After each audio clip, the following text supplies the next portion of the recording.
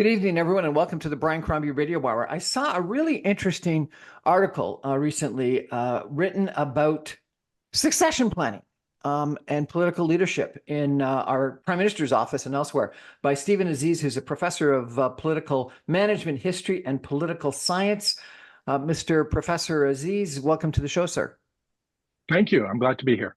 So it was really interesting because what you were saying, I think, is that Justin Trudeau, our current prime minister, hasn't done succession planning, and that some of the political leaders in the past have done incredibly good succession planning. And the best example I think you spoke about was Pearson, who brought in Chrétien, Trudeau, and Turner.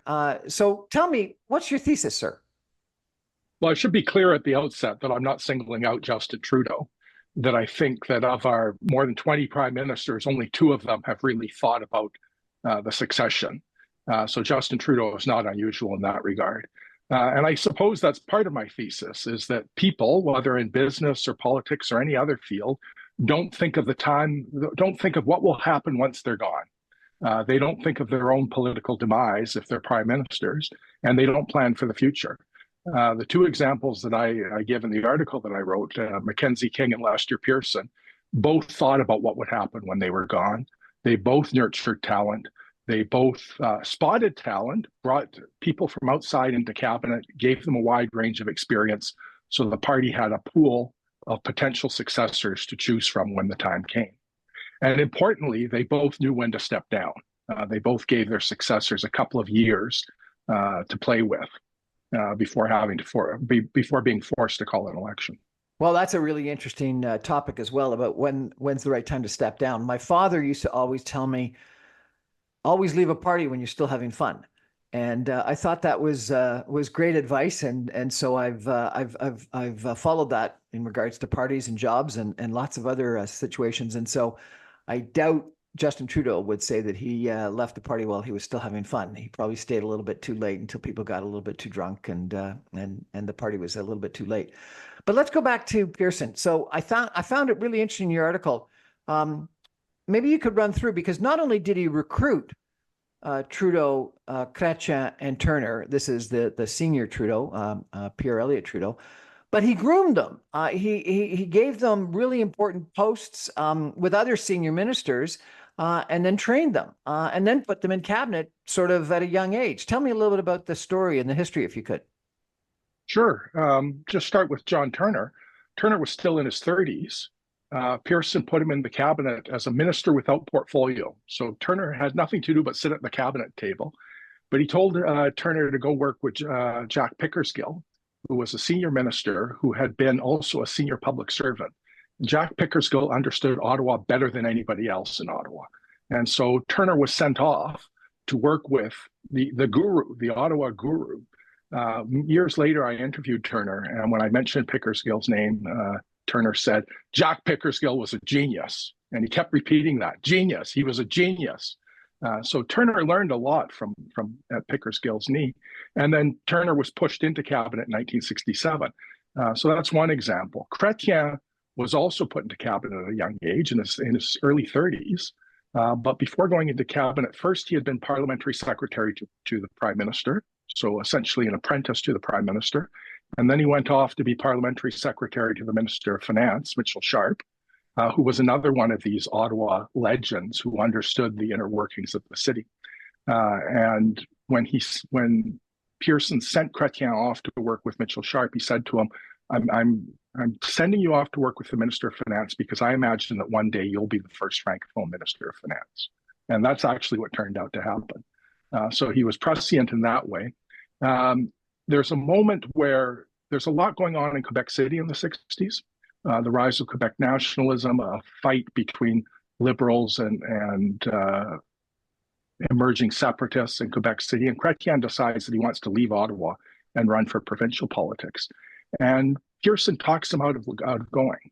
Says to him, John, do you believe in Canada? Stay and help me fight here. Most prime ministers don't do that. When senior cabinet ministers want to go, they let them go. But Pearson saw the importance of keeping Chrétien on the federal team in Ottawa. And then, of course, the other example you mentioned was Pierre Trudeau. Pearson reached outside of Parliament to recruit Pierre Trudeau.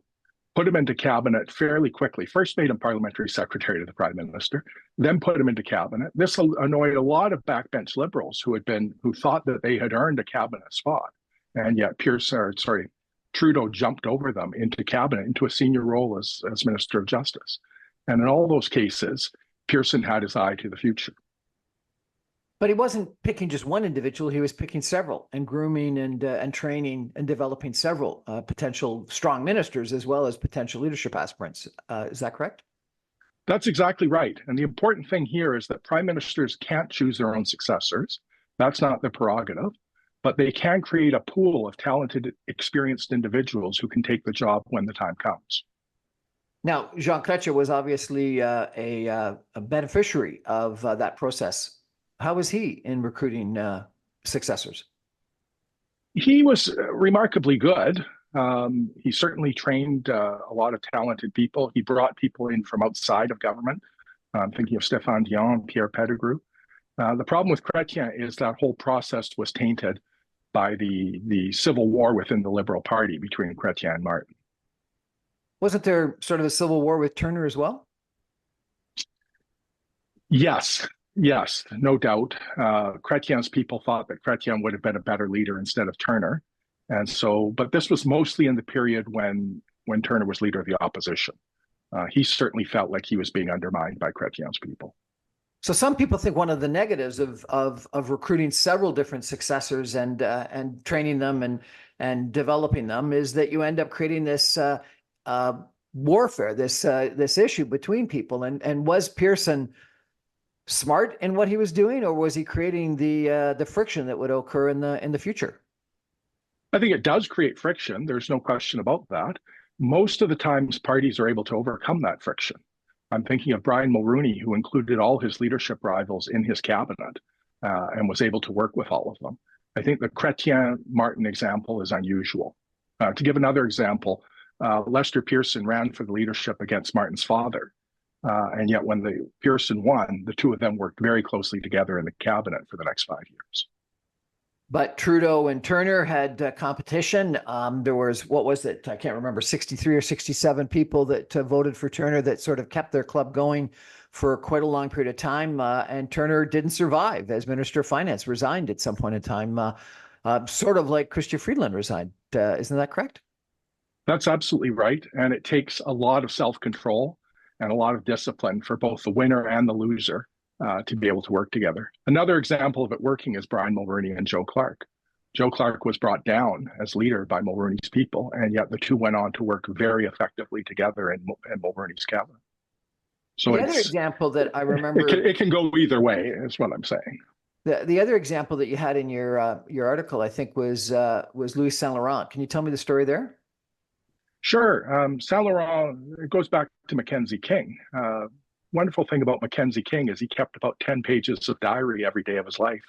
And so we know about the inner workings of his mind. From a very early stage, he was talking about successors. He would spot talent, people in and out of the cabinet, and say that person might be prime minister one day. What we know is in the early 1940s, he recruits from outside of his own party, from outside of his party caucus, brings in a Quebec City corporate lawyer named Louis Saint Laurent, and immediately makes him Minister of Justice. And eventually, Saint Laurent becomes Mackenzie King's successor. At the same time, Saint Laurent, I'm having a tough time with names here. Mackenzie King was looking for others, and he brought in another person from outside of the party, Lester Pearson, and brought him into cabinet immediately into a senior position, the Minister of Foreign Affairs. So he ensured the succession for the next two decades of the Liberal Party by doing this. And so you think this is, based on your historical analysis, one of the key successes or key strengths of a prime minister, or just creating the longevity of a party in power, or what? I think all of the above. I think it's absolutely essential for prime ministers to bring in strong ministers, even if it feels threatening at times, and to trust them and to give them a free rein, or as free a rein as possible. I think that's important both for the good government of the country, but also for the success of the party in the long term. I interviewed an individual a few days ago that said the issue was that we've transitioned from cabinet government to leader-oriented government. Maybe that's the issue, is that we no longer have cabinets that are running the country. It's just the PMO. Let's take a break for some messages and come back with our expert, our professor of political science and political history today, talking about how government has changed over the course of the last several decades. Stay with us, everyone. Back in 2 minutes.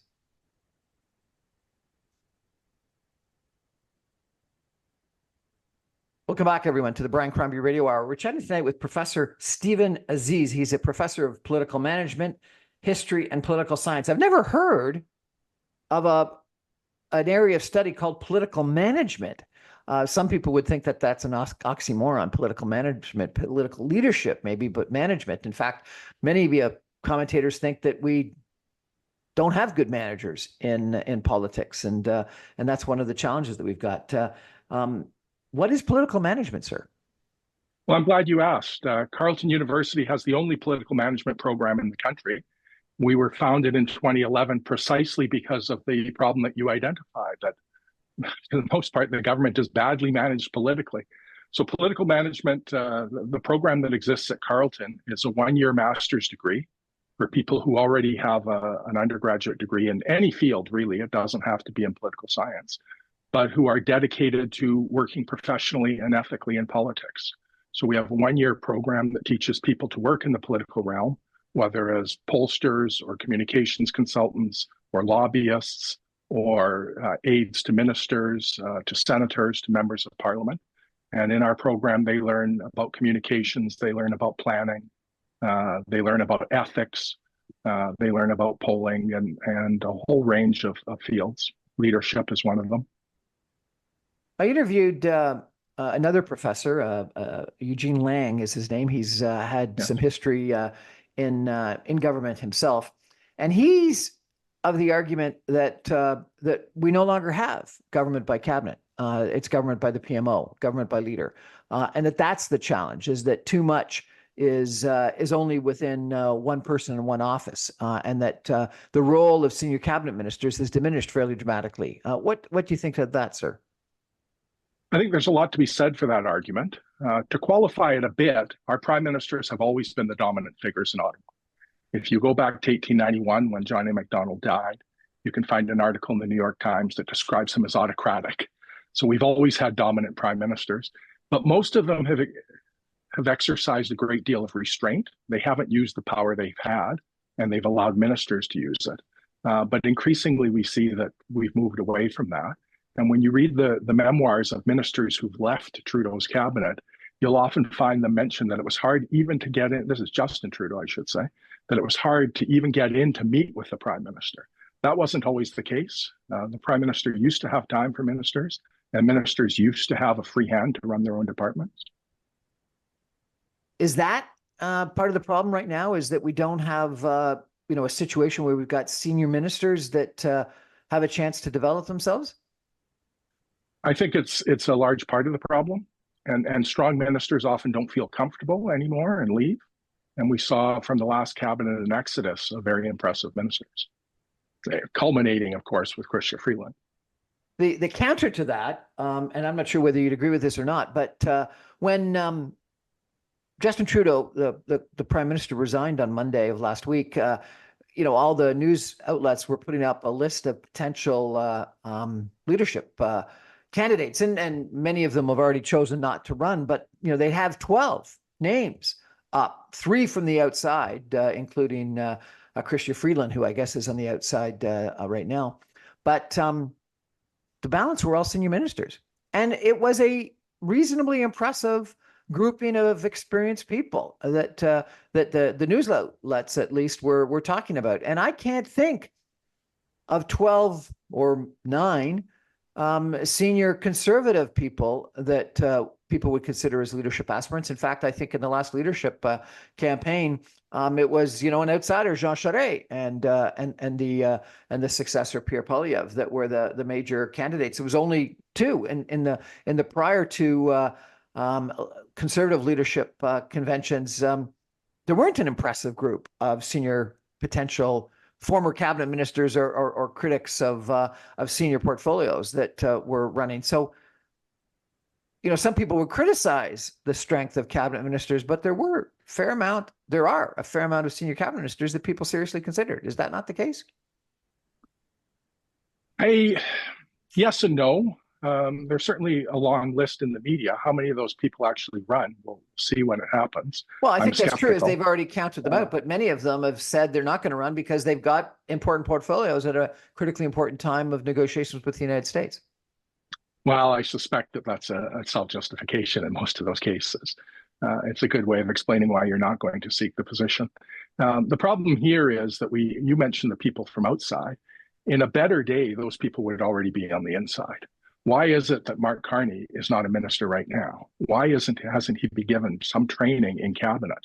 Why haven't the members of the Liberal Party had the opportunity to see Mark Carney working as a politician? He should have been brought into the cabinet, if not in 2021, then in 2019. And I think it doesn't speak well of Justin Trudeau that there's talent from the outside clearly wanting to be in, but not having been brought in. Wouldn't the issue have been exactly what happened in late December? Is that you would have, number one, had to have gotten him elected, and number two, given him the finance portfolio, which one minister wouldn't have appreciated that much. Well, these are things that other prime ministers have worked out. It is a challenge. It's not easy. He could have been elected. There was a vacancy in Ottawa Centre, so there was a pretty safe Liberal seat available, and maybe he didn't become finance right away, but there are other senior portfolios that he may have accepted, or maybe the finance minister would have been happy to move to foreign affairs. But these are conversations that I don't think took place.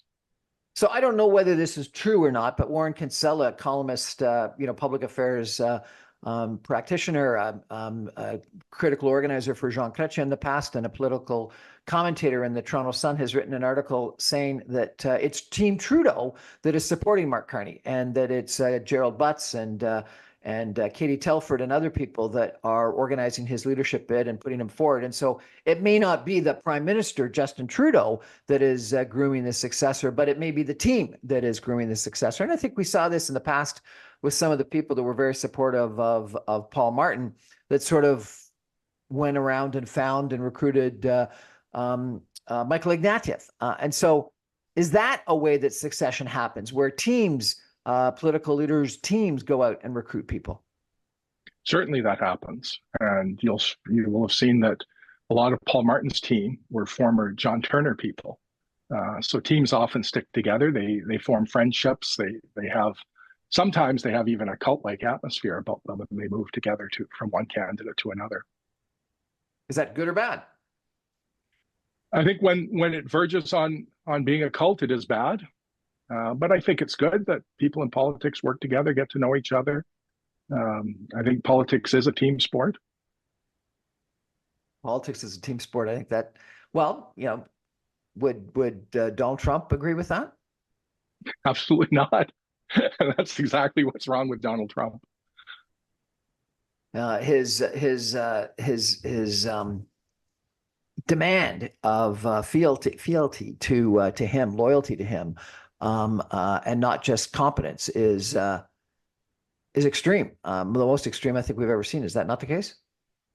Absolutely. And everybody who works for Trump ends up humiliated in the end. I was reading this morning on the front page of the New York Times about his new chief of staff, who's convinced that she can succeed where everyone else has failed. I'll go out on a limb and make a prediction. She will fail, and she will be humiliated and diminished by the time she leaves Trump's employment. Really? Why? Yes. I think that's how he works. I think he thinks only of himself. I think he thinks only moment to moment. And anybody who gets in his way at any particular moment has to be brought down. Well, then I've got to ask you, given that comment, supposedly Elon Musk has moved into Mar-a-Lago and is actually living there and is attending, a huge number of critically important meetings. What do you think his longevity is going to be? Short, a year or two at the most. I think colleagues of mine disagree with me on this, but I think he'll be humiliated too. I don't know of anybody who's worked for Trump who wasn't ultimately humiliated.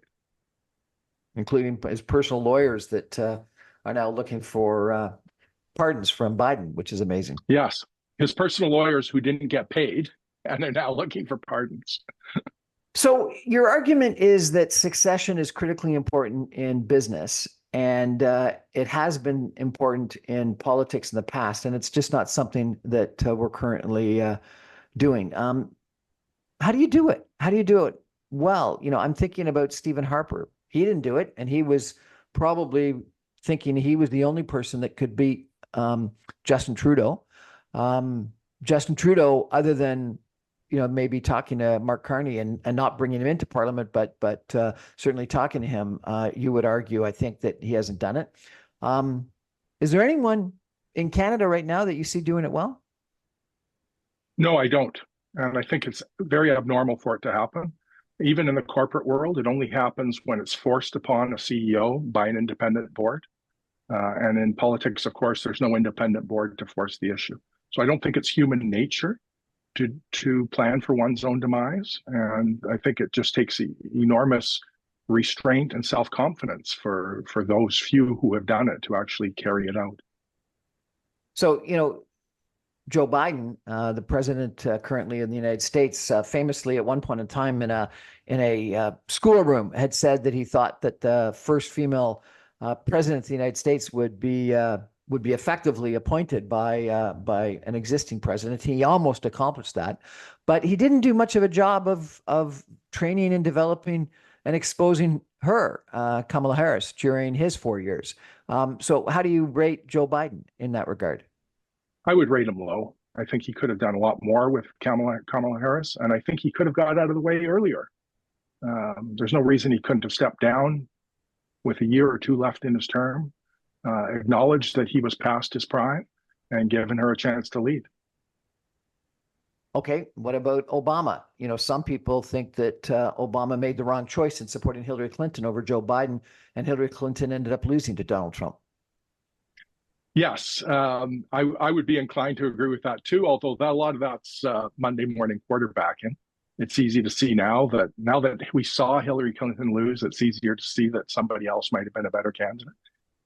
I should add that the situation is different in the United States because cabinet secretaries don't often go on to become presidential candidates, where in Canada, cabinet ministers are often the candidates for the next leadership. So the president of the United States has less of a role in succession planning. On top of that, governors in the United States often run for the presidency. So they get the training. The pool of candidates is often at the state level, where in Canada, premiers don't run for the federal leadership. That's interesting. Why is that? Because governorship really is a training ground for the presidential role. Why isn't it in Canada that premiers end up running for prime minister? My theory is that it has to do with regional divisions in Canada. And if you're too strongly associated with a particular province, it's hard to then become a national figure. But there's regional divisions in the United States. Look at all the comments about Newsom and the left wing California. No doubt, but I don't think it's as profound in Canada. I could be wrong, but my sense is that with 50 states, you're not associated so strongly with a particular region the way you are in Canada. That a British Columbian is quite different from somebody from Washington State, for example, in their image on the national scene. It's interesting because it's going to be if Christy Clark runs in the leadership, which it appears that she is at least intending to, we'll test your theory. Someone who says she's been a lifelong Liberal ran and became premier of British Columbia as a Liberal, albeit the BC Liberal Party really wasn't a capital Liberal Party the way that the federal Liberal Party was, not associated, was more of a center-right party, progressive conservatives and Liberals together. I was president of a Liberal riding association in BC, so I know that politics well at one point in time. And then in the last federal conservative leadership, we had Jean Charest, who similarly was premier of Quebec for the Quebec Liberal Party, which was not associated with or it wasn't part and parcel of the federal Liberal Party. So you've just had most recently, and we may just now have examples that are different than what you're describing. Interestingly, both those examples have strong roots in federal politics. So, of course, Charest began as a federal MP, became leader of the federal party before he went off to Quebec. Christy Clark's roots are very much in the Liberal Party, the federal Liberal Party. She worked at Liberal Party headquarters in Ottawa for many years. That's how I first got to know her before heading off to BC. And so some people now doubt whether she's a true Liberal. She's been a Liberal from the beginning.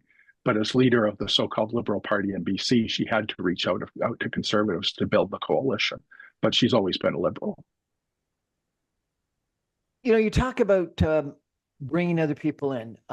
Lincoln famously had what was it called, the team of rivals that he invited into his cabinet. Obama bringing in Hillary Clinton into his cabinet as Secretary of State. Is that a smart move? Even Chrétien bringing in Martin as Minister of Finance. Trudeau bringing in John Turner as Minister of Finance. Tell me about sort of the history of and the success of the team of rivals versus the Trump strategy, or maybe the Justin Trudeau strategy of diminishing the rivals. I think you get good government when you bring your rivals in. I think government is about compromise and bringing talented people together. So the Lincoln example has been used by others in Canada. Brian Mulroney brought all his rivals into cabinet and gave them senior positions. And not only that, he helped them pay off their leadership debts as well. He helped them organize fundraisers to pay off their leadership debts. Chrétien went to Martin and to Sheila Copps right after the leadership, said, "What do you want?" Martin wanted to be environment critic and wanted to write the party platform. And Chrétien gave him that. Sheila Copps wanted to be deputy leader. Chrétien gave her that. Ultimately, his generosity towards Martin damaged him, brought him down in the end. But in the intervening time, they ran a very effective government. This was a government that eliminated a deficit that other governments have been working on for decades, that provided very effective government for the country for a good decade.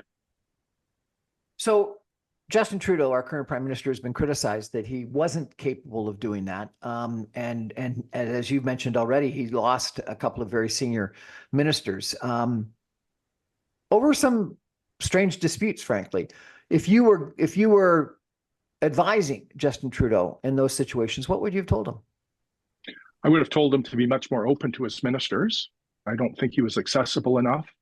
I don't think he trusted his ministers enough. I think there was too much control from the prime minister's office on decisions made at what should have been the ministerial level.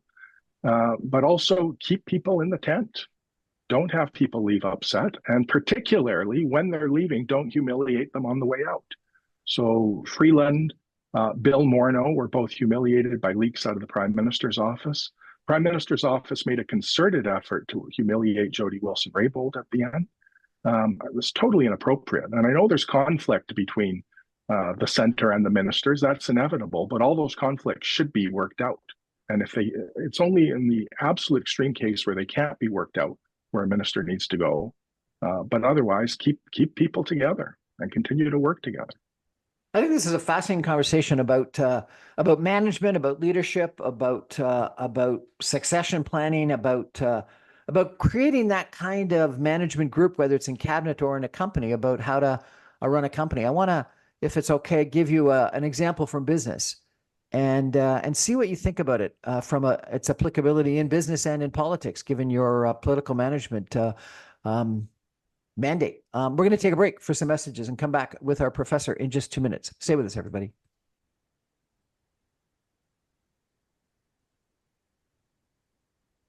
Welcome back, everyone, to the Brian Crombie Radio Hour. My guest tonight is Professor Stephen Azzi. He's the professor of political management, history, and political science.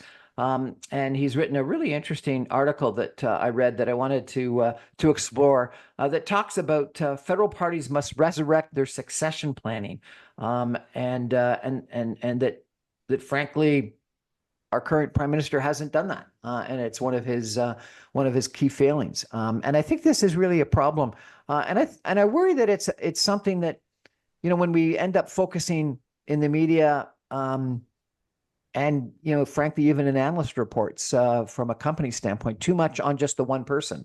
It ends up being sort of a fait accompli, and we end up not doing what we need to do. And I want to give you an example. I had the privilege of working for the Walt Disney Company, and it was when Michael Eisner was recruited to come in as chief executive officer of the Walt Disney Company. Frank Wells was working with Roy Disney and a private equity group that were trying to save the Walt Disney Company at the time from being broken apart by some people that were coming in to try to raid it. And Frank Wells was the former president of Warner Brothers, really knew the film business extremely well, but from a business legal standpoint. And Frank Wells wanted to bring in Michael Eisner as his number two to be the creative force. And Michael Eisner refused. Michael Eisner said, I want to be the CEO or nothing.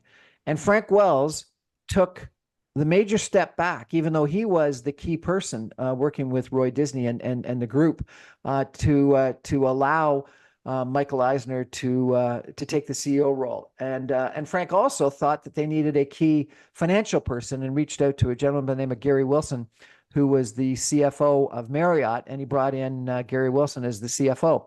And it was interesting because I ended up working closely with them.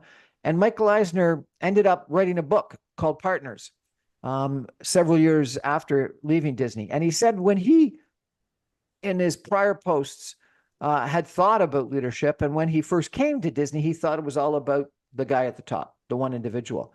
But he came to realize that at Disney, the success was the threesome that they had. Michael Eisner as CEO, the creative guy, Frank Wells as president, the legal business guy, and Gary Wilson as the finance guy. And he wrote this book, which I commend to you if you haven't read it, where he goes through Berkshire Hathaway and talks about the combination between Warren Buffett and his number two, about Microsoft and the combination, about Apple and the combination. He says a lot of these different companies, sometimes even having one person who takes the media lead, but it really is a partnership. And his bottom line answer in the end is that it's very difficult, if not almost impossible, and very rare to be successful if it's all about you, all about one individual. And I've seen that in business on several occasions. I had the opportunity to work for Jim Pattison in the Jim Pattison Group. And he was interesting because he would never speak first at any meeting. And a lot of other CEOs always speak first.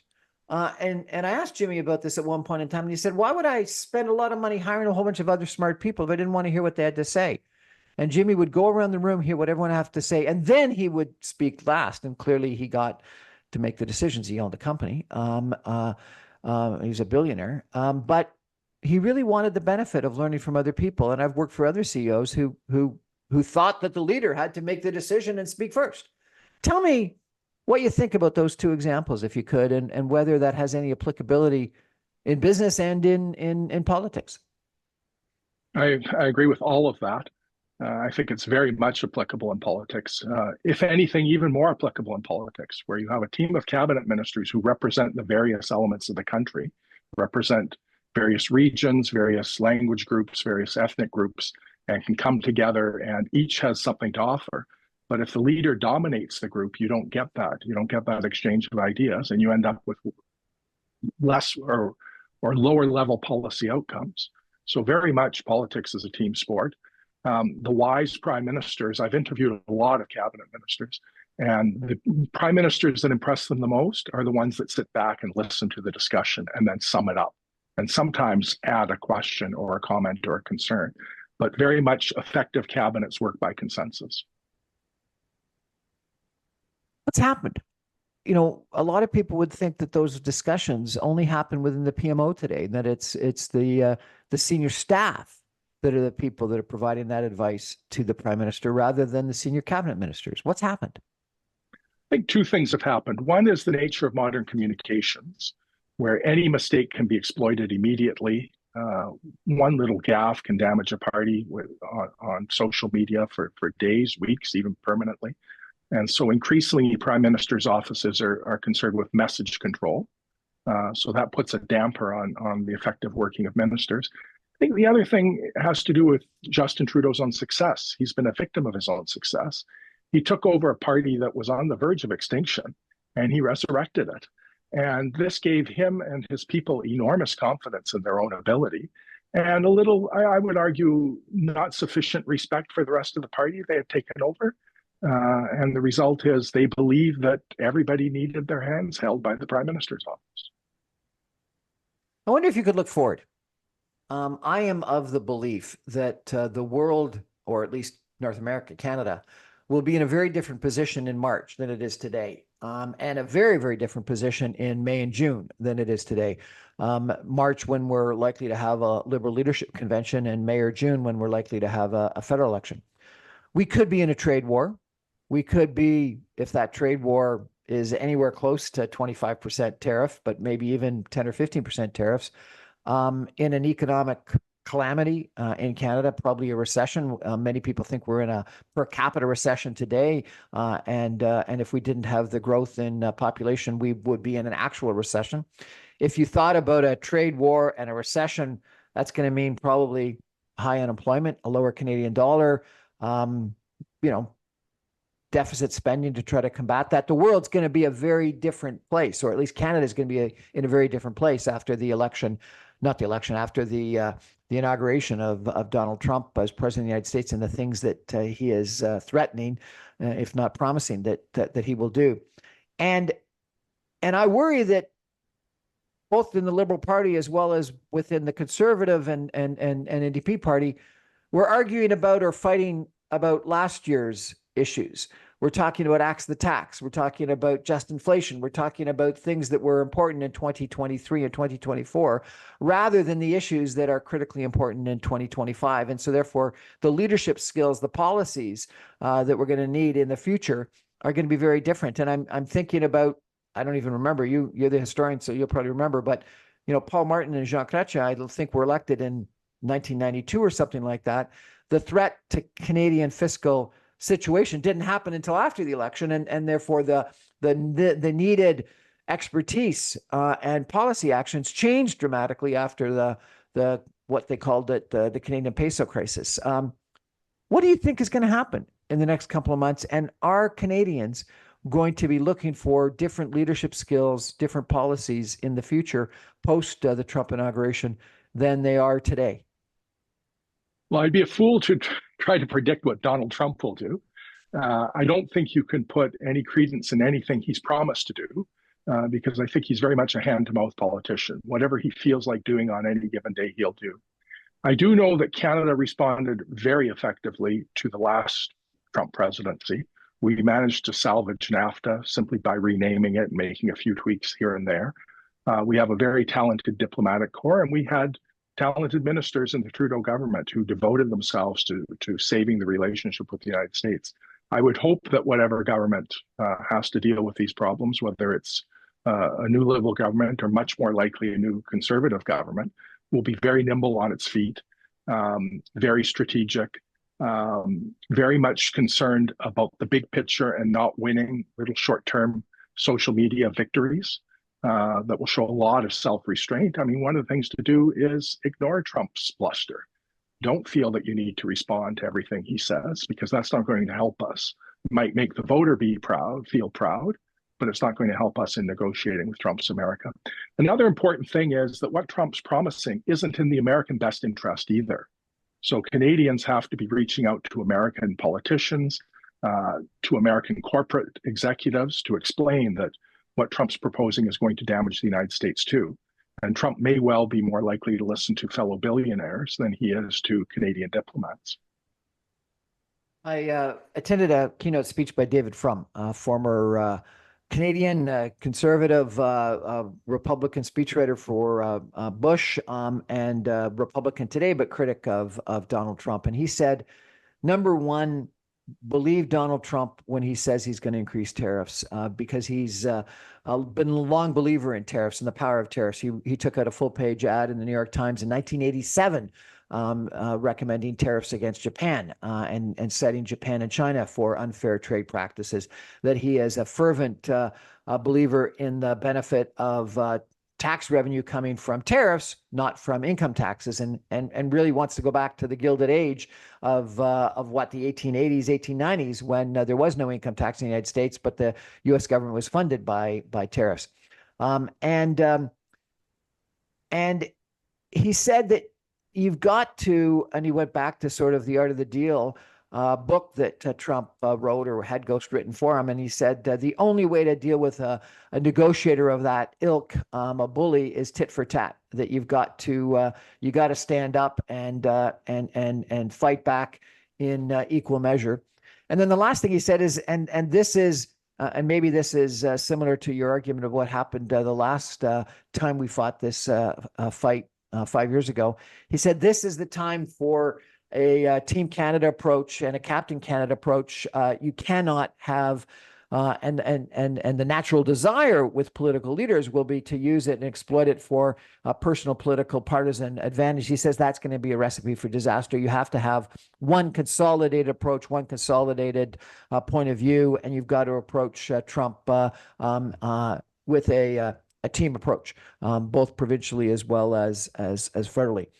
And amongst all parties. And frankly, other than maybe one premier, that's not been the case. We've had a very fragmented, politically partisan advantaged sort of approach by all the different political leaders federally. What do you think about David Frum's comment? I think he's correct that we need an all of Canada approach to the problem, not just the premiers, but business leaders as well. And I think, again, as I mentioned, bringing in allies on the American side of the border as well, because there are a lot of people who will agree with us on this issue, important, influential people. I don't agree with tit for tat. I think if Trump puts a 25% tariff on all Canadian goods, we'll do more harm than good by putting a 25% tariff on all American goods. But I think we should retaliate strategically, which means choosing particular products that are produced in particular areas of the United States. Somebody mentioned Harley Davidson motorcycles are produced in an area that has a particular political representative who's influential. So targeting specific areas where we'll damage Canada the least and Trump's political interests the most is what makes sense for us. Do we have a political system in Canada that can allow us to take this one Canada approach? We do if people put the best interests of the country at the forefront. And I think if the premiers and the parties pull together, we can very much deal with this problem. Some people have criticized that, some of the most important decisions when you've got an emergency, whether it be the pandemic or a time like this, it is a informal organization, the prime minister and the premiers, that end up being the most critically important vehicle. And it's not a formal thing. It's just an ad hoc, informal, not in the Constitution sort of meeting of people. Do we need some sort of formal federal, provincial coordinating entity? I don't think we do. And I think formal structures often get in the way of working quickly and working nimbly. I think what we need is people of goodwill to work together, and the structure is less important than the people who work within the structure. Pierre Poilievre will likely be the next Prime Minister of Canada if the polls are correct. Well, actually, maybe not, because some leadership candidate winning might be appointed Prime Minister for a short period of time. But will probably be the Prime Minister that gets elected in a May or June election and serve for given the polls the subsequent 4 years. Given your writing, your experience, your studies, your research, what would you recommend him do with his cabinet, successors, etc.? Well, I think the succession planning has to begin on day one. So at the very beginning, he should be looking around and thinking who could become Prime Minister down the road, and should be rotating those people through portfolios that will give them the knowledge they need to eventually become Prime Minister. But at the same time, as his term wears on, I think he should be looking outside of his own caucus and trying to identify other talented people, because individuals burn out very quickly in cabinet. I think a lot of the current Justin Trudeau ministers won't run precisely because they've been in it for so long and they're exhausted. So you constantly need to replenish, and you need people who are going to bring in new ideas and new approaches. There's been some criticism that Pierre Poilievre did the opposite of the team of rivals, and he and some of his key organizers did everything they could to discourage Jean Charest from entering federal politics, and anyone that supported Jean Charest from doing so. Was that the right strategy? I think it was the wrong strategy. I don't know Pierre Poilievre. I've never actually met the man.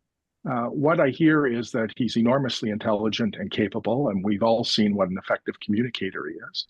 But I've also heard from people who know him well that he has a bit of a petty, vindictive side to him. And I think he comes from the Reform Party side of that, of the current Conservative Party. And there's still a lot of grudge holding towards people who came from the old Progressive Conservative side. But Stephen Harper's great talent as a leader was bringing those two elements together and making it work for so long. And I think Pierre Poilievre would do well to follow Harper's example. The funeral for the former president of the United States, Jimmy Carter, was held recently, and I was impressed that all the former presidents and former vice presidents showed up and sat there, and often we get the sense that former presidents and vice presidents actually play a role in the United States in providing advice and counsel, if not, frankly, getting involved in election campaigns, sometimes successfully, sometimes unsuccessfully. Clinton and Obama certainly played a key role in the Democratic election campaign, albeit Bush and others did not in the Republican campaign. So maybe the point I'm trying to make is not a valid one. Jean Chrétien, on the time of his 91st birthday, wrote a very interesting column in the Globe and Mail, and got a lot of press about that. And I think has a point to make. Stephen Harper, had a great deal of experience. Do we in Canada look to our past leaders? Do we allow them? Do we encourage them to play a role going forward, or do we sort of send them out to pasture and discourage them? We very much do the latter. Former prime ministers don't play much of a role. I mean, one of the reasons Chrétien's writing for the newspaper is that Justin Trudeau won't take his calls. I've heard from others that Trudeau has on occasion tried to reach out to Justin Trudeau, and Trudeau's been good at times, but when he's really busy, he doesn't have time for the former prime minister. And it seems to me that anytime a former prime minister wants to speak to the incumbent should make time for it. But it's not just Justin Trudeau with Jean Chrétien. There's a whole series of former prime ministers that didn't have time for their predecessors. Certainly Paul Martin didn't have time for Jean Chrétien. Stephen Harper did take advice from Brian Mulroney up to a point and then stopped and then banned all his ministers from even talking to Mulroney. So there's not a lot of dignity in the way we treat our former leaders. Why? That doesn't make any sense. I think a lot of it has to do with the bitterness between them. A lot of it has to do with political culture. We don't have a culture that provides a space for former leaders. And I think a lot of it has to do with a lack of self-restraint on the part of both the leaders and the predecessors. In the United States, there's an unwritten rule that a former prime minister does not criticize the incumbent. We don't have that here. And so some of our former prime ministers have criticized the current prime minister.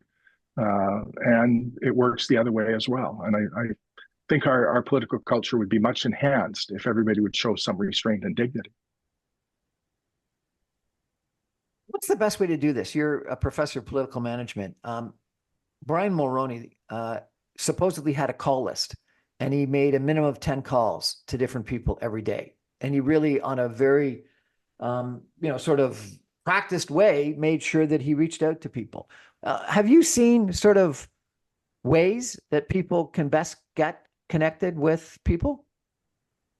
I think what Mulroney did made a lot of sense. Jean Chrétien did the same thing. He reached out to people across the country by phone regularly just to get intelligence from across the country.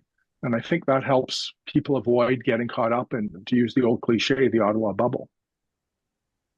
So I'll give you one other example before we go, if I could, and it comes back to that old line that my mom used to always tell me about: God gave us two ears and one mouth for a reason, so we listened twice as much as we talk. I was on an Ontario Young Liberal executive board at one point in time in the 1970s, and Pierre Trudeau was down in the polls and doing quite poorly. And he called young people from across the country to a meeting in Ottawa. I remember driving up with a couple of friends and wondering what was going to happen. And we sat in a big room with probably, maybe 40, 50 people. So it wasn't a huge group, but it was a reasonable sized group. And every single person got to speak and spoke for a few minutes.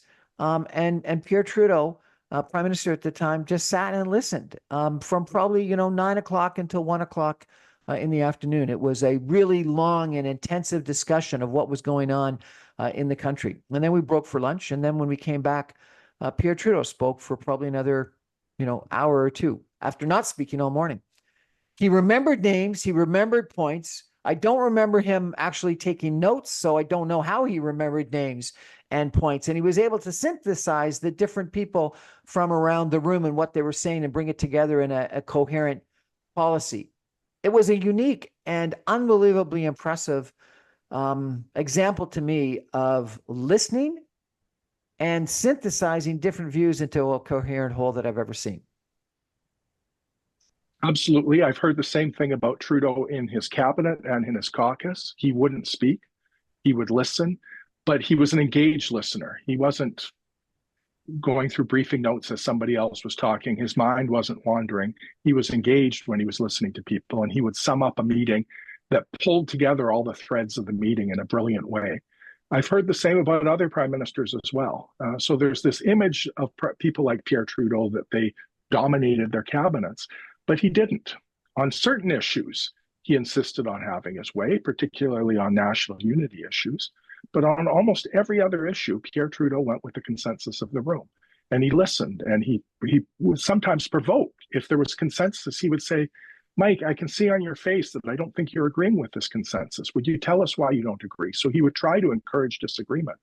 To give another example, Lester Pearson filled his cabinet with people who disagreed with each other. You had people on the left of the party like Walter Gordon and people on the right like Robert Winters, and he would purposely bring them together to create conflict.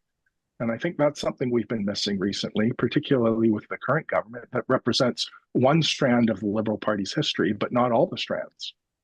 Some people think that the business Liberal, the blue Liberal, the Martin or Turner Liberal is no longer welcome within the Liberal Party. Is that a concern of yours? Yes, absolutely. I don't know if those members of the party are welcome. They certainly feel like they're not. And this is certainly a government that represents one strand of the Liberal Party, but not all the strands. This has been a fascinating conversation, Professor. Thank you so much for joining us. Oh, it's my pleasure. Thank you for having me.